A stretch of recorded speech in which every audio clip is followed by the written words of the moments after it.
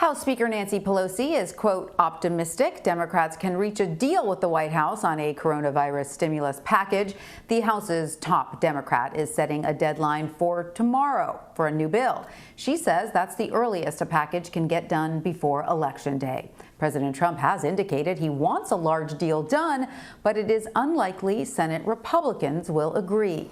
For more, I want to bring in CBS News Chief Congressional Correspondent Nancy Cordes in our D.C. bureau. Hi, Nancy. So why is the Speaker issuing this deadline?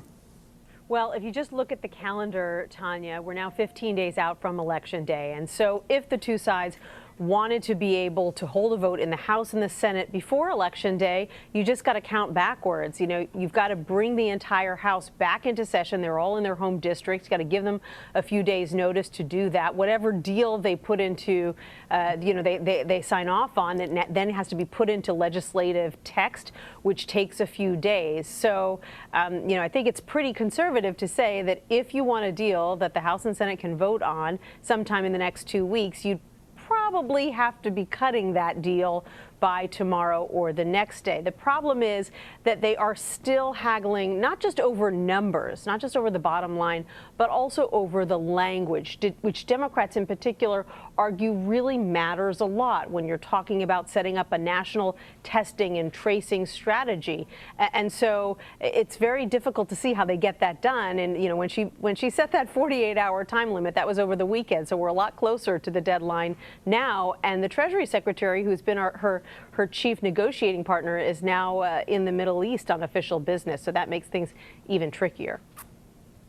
And Nancy, no one seems more eager to get a deal done than the president himself. Here's what he said on his way to a rally yesterday in Carson City, Nevada. Let's listen. We're talking about it. I think Nancy Pelosi maybe is coming along. We'll find out. We want to do it. I want to do it at a bigger number than she wants. That doesn't mean all the Republicans agree with me, but I think they will in the end. If she would go along, I think they would too, on stimulus. So let's see what happens. So, Nancy, why does he keep saying that Senate Republicans are going to fall in line? They certainly aren't indicating that. I mean, they've indicated they won't back a stimulus package the size of what House Democrats and now the White House seem to be discussing, right?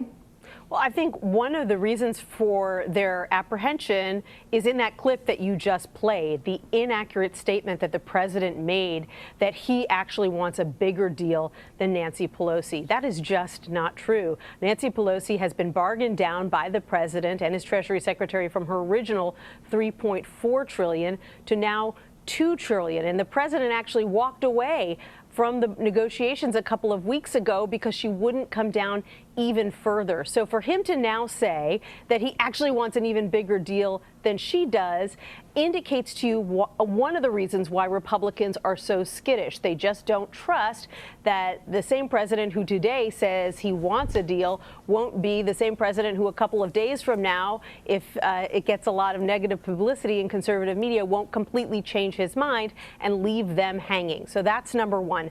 Number two, a lot of these Republicans in advance of the election, those who are not running for re-election, are really retreating to their sort of original fiscal conservatism, which they say is the bedrock of a party principle. And so a lot of Senate Republicans who aren't up this cycle are saying we'd really be betraying our values to sign off on another $2 trillion deal. But the ones who are running for re-election are a lot more open to it because they want to be able to show their voters right before Election Day, hey, I'm really working hard for you. Look at what I've just passed, all of this money that will go into your pocket. And so there really is a schism there within the Republican Party. Right.